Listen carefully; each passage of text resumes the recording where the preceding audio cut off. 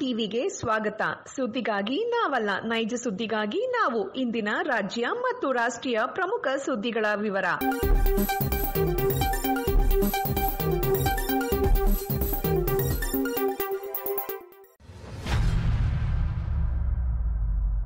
ನಮಸ್ಕಾರ, ನೀವು ನೋಡ್ತಾ ಇದ್ದೀರಾ ಕರುನಾಡು ಟಿವಿ. ನಾನು ಸುಷ್ಮಿತಾ ನಟರಾಜ್. ಈ ದಿನದ ಪ್ರಮುಖ ಸುದ್ದಿ: ಕಾಂಗ್ರೆಸ್ ಶಾಸಕರ ಅಸಮಾಧಾನ ಹಾಗೂ ಗದ್ದಲ. ಇದೀಗ ನಾಯಕರ ಮೊರೆ ಹೋಗಿರುವಂತಹ ಸಿಎಂ ಸಿದ್ದು ದೆಹಲಿ ಪ್ರವಾಸದಲ್ಲಿರುವ ಸಿಎಂ ಸಿದ್ದರಾಮಯ್ಯ ಇಂದು ತಮ್ಮ ಪಕ್ಷದ ವರಿಷ್ಠರನ್ನು ಭೇಟಿಯಾಗಲಿದ್ದು ರಾಜ್ಯ ಕಾಂಗ್ರೆಸ್ ಪಾಳ್ಯದ ಇತ್ತೀಚಿನ ಬೆಳವಣಿಗೆಗಳ ಬಗ್ಗೆ ಚರ್ಚಿಸಲಿದ್ದಾರೆ. ಹೀಗಾಗಿ ಮೊದಲು ಎಐಸಿಸಿ ಪ್ರಧಾನ ಕಾರ್ಯದರ್ಶಿ ಕೆಸಿ ವೇಣುಗೋಪಾಲ್ ರನ್ನು ಸಿಎಂ ಭೇಟಿ ಮಾಡಲಿದ್ದಾರೆ. ಇನ್ನು ಇಂದು ಬೆಳಗ್ಗೆ 11:30 ಸುಮಾರಿಗೆ ವೇಣುಗೋಪಾಲ್ ರನ್ನು ದೆಹಲಿಯಲ್ಲಿ ಭೇಟಿ ಮಾಡಲಿರುವ ಸಿದ್ದರಾಮಯ್ಯ ಕೆಲವು ಪ್ರಮುಖ ವಿಚಾರಗಳ ಕುರಿತು ಚರ್ಚಿಸಲಿದ್ದಾರೆ. ಈಗಾಗಲೇ ಎಐಸಿಸಿ ಅಧ್ಯಕ್ಷ ಮಲ್ಲಿಕಾರ್ಜುನ್ ಖರ್ಗೆ ಉಸ್ತುವಾರಿ ಸುರ್ಜಿವಾಲ್ ಜೊತೆ ಚರ್ಚೆ ನಡೆಸಿರುವ ಸಿಎಂ ಇಂದು ಕೆಸಿಸಿ ವೇಣುಗೋಪಾಲ್ ರನ್ನು ಭೇಟಿ ಮಾಡಿ ರಾಜ್ಯ ರಾಜಕೀಯ ಕುರಿತು ಚರ್ಚಿಸಲಿದ್ದಾರೆ.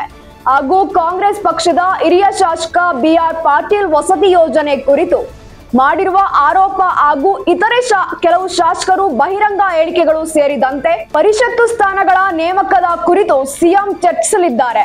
ನಂತರ ರಾತ್ರಿ 3 ದಿನಗಳ ದೆಹಲಿ ಪ್ರವಾಸ ಮುಗಿಸಿ ಬೆಂಗಳೂರಿಗೆ ಸಿಎಂ ವಾಪಸ್ ಆಗಲಿದ್ದಾರೆ.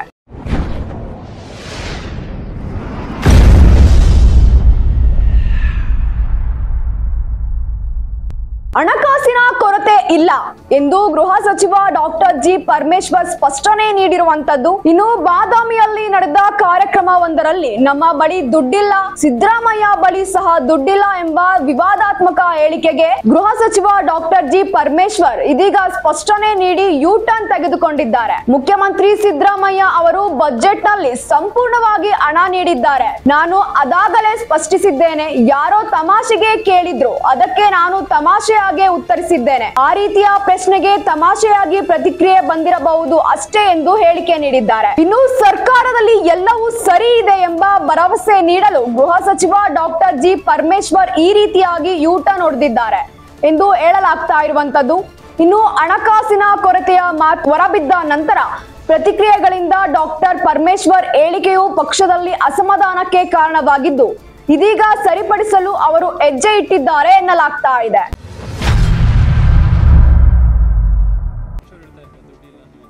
ನಾನು ಆ ರೀತಿ ಹೇಳಿಲ್ಲ ರೀ.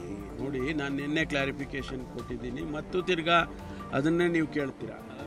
ಅಲ್ಲಪ್ಪ, BJP-ಯವ್ರು ಹೇಳ್ತಾರೆ, ಅವರು ಅರ್ಥ ಮಾಡ್ಕೋಬೇಕಾಗಿತ್ತು. ನಾನೇನು ಹೇಳಿದೆ ಅಂದರೆ, ಬಾದಾಮಿ 1500 ವರ್ಷದ ಇತಿಹಾಸ ಇರುವಂಥ ಊರು ಮತ್ತು ಅಲ್ಲಿ ಬಾದಾಮಿ ಗುಹೆಗಳೇನಿದೆಯಲ್ಲ, ಕೇವ್ಸು, ಐತಿಹಾಸಿಕ, ಎಲ್ಲೂ ಪ್ರಪಂಚದಲ್ಲಿ ಎಲ್ಲೂ ಇಲ್ಲ ಆ ಥರ. ಅದನ್ನು ರಕ್ಷಣೆ ಮಾಡೋದಕ್ಕೆ ಒಂದು ದೊಡ್ಡ ಪ್ರಾಜೆಕ್ಟನ್ನು ತಯಾರು ಮಾಡಿ 1000 ಕೋಟಿ ಅಥವಾ ಇನ್ನೂ ಹೆಚ್ಚು ನೀವು ತಯಾರು ಮಾಡಿ ಕೇಂದ್ರಕ್ಕೆ ಕಳಿಸಿಡಿ. ಅಷ್ಟೊಂದು ಹಣ ನಾವು ಕೊಡೋಕ್ಕೆ ಬರೋದಿಲ್ಲ, ಕೇಂದ್ರ ಸರ್ಕಾರನೂ ಕೊಟ್ಟರೆ ಅನುಕೂಲ ಆಗುತ್ತೆ ಅಂತ ಹೇಳಿದ್ದೇನೆ. ಅದನ್ನು ದುಡ್ಡೇ ಇಲ್ಲ ಅಂತ ಎಲ್ಲಿ ಹೇಳಕ್ಕೆ ಹೋಗಿದೆ. 4,09,000 ಕೋಟಿ ಬಡ್ಜೆಟ್ ಕೊಟ್ಟಿದ್ದಾರೆ ಮುಖ್ಯಮಂತ್ರಿಗಳು. ಅದರ ಹಿಂದಿನ ಬಡ್ಜೆಟ್ಟು 3,70,000 ಕೋಟಿ ಇತ್ತು. ಸ್ವಾಭಾವಿಕವಾಗಿ ಹೆಚ್ಚಾಗಿದೆ. ಅದನ್ನು ನಾವು ಹಣ ಇಲ್ಲ ಅಂತ ಹೆಂಗೆ ಹೇಳೋದು? ನಾನೇ ಹೇಳಿದ್ದೀನಿ ನೀರಾವರಿಗೆ. ಅದರ ಹಿಂದಿನ ಸಭೆಯಲ್ಲಿ ಡೀಟೇಲಾಗಿ ನಾನು ಮಾತಾಡುವಾಗ ಹೇಳಿದೆ, ನೀರಾವರಿಗೆ ಅಲ್ಲಿ ರಾಯರೆಡ್ಡಿ ಅವರು ಕೂಡ ಇದ್ದರು, ನಮ್ಮ ಆರ್ಥಿಕ ಸಲಹೆಗಾರರು ಮುಖ್ಯಮಂತ್ರಿಗಳಿಗೆ. ಅಲ್ಲಿ ನೀರಾವರಿಗೆ ಹೆಚ್ಚು ಹಣ ಕೊಟ್ಟಿದ್ದೀವಿ ಮತ್ತು ಅಭಿವೃದ್ಧಿಗೆ ಹಣ ಕೊಟ್ಟಿದ್ದೀವಿ. ಗ್ಯಾರಂಟಿ ಒಂದೇ ಅಲ್ಲಪ್ಪ, ಗ್ಯಾರಂಟಿ 52,000 ಕೋಟಿ ಅಷ್ಟೇ. ಅದನ್ನೂ ಕೂಡ ಮುಖ್ಯಮಂತ್ರಿಗಳು ಬಡ್ಜೆಟ್ನಲ್ಲಿ ಪ್ರೊವಿಷನ್ ಮಾಡಿದ್ದಾರೆ. ಔಟ್ ಆಫ್ ಬಡ್ಜೆಟ್ ಕೊಟ್ಟಿಲ್ಲ ನಾವು ಗ್ಯಾರಂಟಿನ ಅಂತ ಎಲ್ಲ ಹೇಳಿದ್ದೀನಿ ಡೀಟೇಲಾಗಿ. ಯಾವುದೋ 1000 ಕೋಟಿ ನಾವು ಕೊಡೋಕ್ಕಾಗೋದಿಲ್ಲ, ಅವ್ರು ಕೇಂದ್ರ ಸರ್ಕಾರ ಕೊಡಬೇಕು ಅಂತ ಹೇಳುವಾಗ ಅದನ್ನು ದುಡ್ಡೇ ಇಲ್ಲ ಅಂದರು ಅಂತ ಹೇಳಿ ನಾನು ಹೇಳಿದ್ದೀನಿ. ಅಷ್ಟು ಪ್ರಜ್ಞೆ ಇಲ್ವಾ ನನಗೆ? ಸರ್ಕಾರದಲ್ಲಿ ಇದ್ದುಕೊಂಡು ನಾವು ಆ ರೀತಿ ಎಲ್ಲ ಮಾತನಾಡೋದಕ್ಕೆ ಸಾಧ್ಯನೇ ಇಲ್ಲ. ನಾವು ಆ ರೀತಿ ಮಾತಾಡೋದು ಇಲ್ಲ. ಜೊತೆಗೆ ನಮಗೆ ವಸ್ತುಸ್ಥಿತಿ ಗೊತ್ತಿರೋನು ನಾನು. ನನಗಿನ್ನ ಚೆನ್ನಾಗಿ ಯಾರಿಗೆ ಅರ್ಥ ಆಗ್ತದೆ? ಜವಾಬ್ದಾರಿ ಸ್ಥಾನದಲ್ಲಿ ಇದ್ಕೊಂಡು ನಾವು ಹಾಗೆಲ್ಲ ಮಾತಾಡಕ್ಕೆ ಹೋಗೋದಿಲ್ಲ. ರಾಜ್ಯದಲ್ಲಿ ಆರ್ಥಿಕ ಸ್ಥಿತಿ ಸದೃಢವಾಗಿದೆ ಅಂತೇಳಿ ಮತ್ತೂ ರಿಪೀಟ್ ಮಾಡ್ತೀವಿ.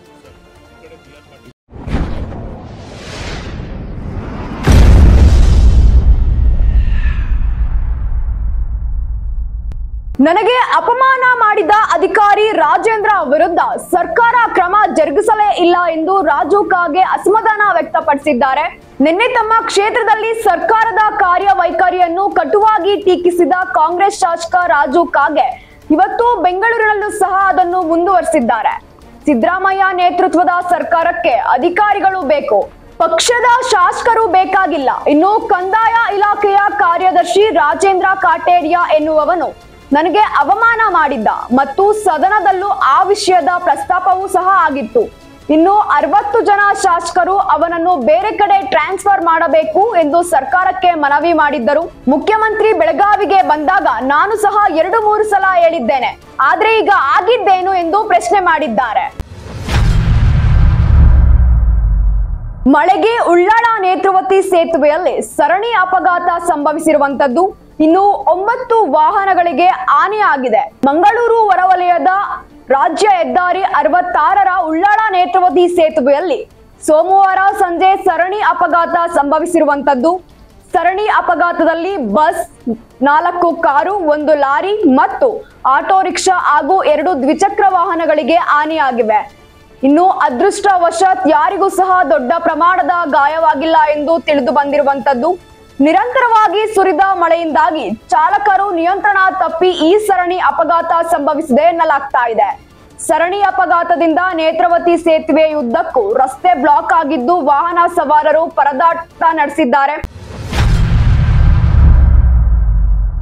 ಐತಿಹಾಸಿಕ ಕಾವೇರಿ ಆರತಿ ಕಾರ್ಯಕ್ರಮದ ಮಹತ್ವ, ಅದರಿಂದಾಗುವ ಧಾರ್ಮಿಕ, ಸಾಂಸ್ಕೃತಿಕ ಹಾಗೂ ಕಲೆ, ಪ್ರವಾಸೋದ್ಯಮ ಮತ್ತು ಆರ್ಥಿಕ ಅಭಿವೃದ್ಧಿ ಕುರಿತು ಜಲಸಂಪನ್ಮೂಲ ಸಚಿವ ಡಿಸಿಎಂ ಡಿಕೆಶಿ ವಿಧಾನಸೌಧದಲ್ಲಿ ಬುಧವಾರ ಮಂಡ್ಯ ಜಿಲ್ಲೆಯ ರೈತ ಮುಖಂಡರು ಹಾಗೂ ಇತರೆ ಸಂಘಟನೆಯ ಮುಖಂಡರು, ಜನಪ್ರತಿನಿಧಿಗಳ ಜೊತೆ ಸಮಾಲೋಚನೆ ನಡೆಸಿದ್ದಾರೆ.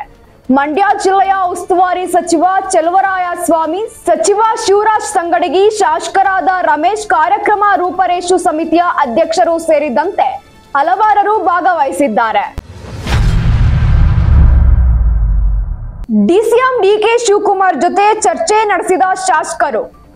ಉಪಮುಖ್ಯಮಂತ್ರಿ ಡಿಕೆ ಶಿವಕುಮಾರ್ ಅವರು ಸದಾಶಿವನಗರ ನಿವಾಸಕ್ಕೆ ಶಾಸಕರಾದ ರವಿಕುಮಾರ್, ರವಿಗಾಣಿಗ, ಟಿಡಿ ರಾಜು ಗೌಡ, ಶಾಂತನಗೌಡ, ಜಿಎಸ್ ಪಾಟೀಲ್, ರಾಜಶೇಖರ್ ಪಾಟೀಲ್ ಅವರು ಬುಧವಾರ ಭೇಟಿ ನೀಡಿ ಸಮಾಲೋಚನೆ ನಡೆಸಿದ್ದಾರೆ.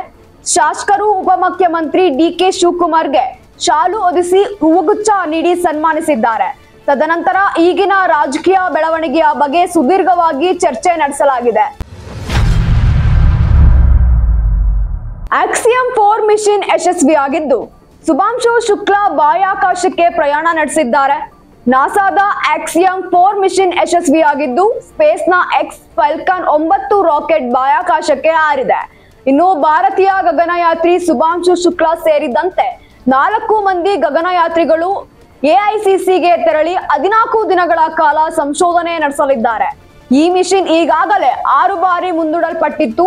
ಇನ್ನು ಕಮಾಂಡರ್ ಪೆಗ್ವಿನ್ ವಿಂಟನ್ಸ್ ಈ ವಾಣಿಜ್ಯ ಬಾಹ್ಯಾಕಾಶ ಮಿಷನ್ಗೆ ನೇತೃತ್ವ ವಹಿಸಲಿದ್ದಾರೆ.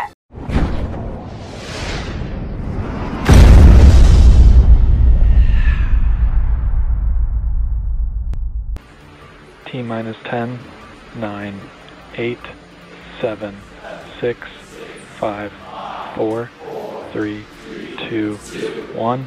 Ignition and liftoff.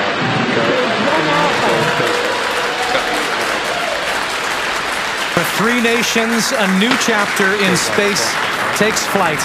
Godspeed, AX4.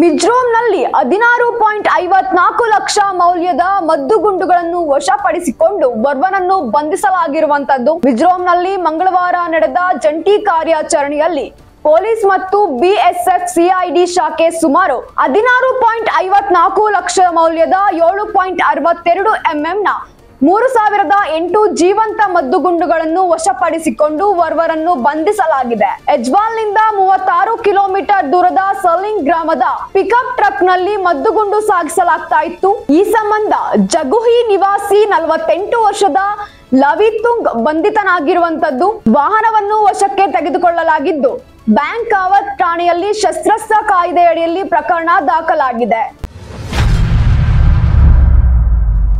ಪುಂಡರ ದೌರ್ಜನ್ಯ ಸಹಿಸುವುದಿಲ್ಲ ಎಂದು ಗೃಹ ಸಚಿವ ಪರಮೇಶ್ವರ್ ಹೇಳಿಕೆ ನೀಡಿರುವಂತದ್ದು.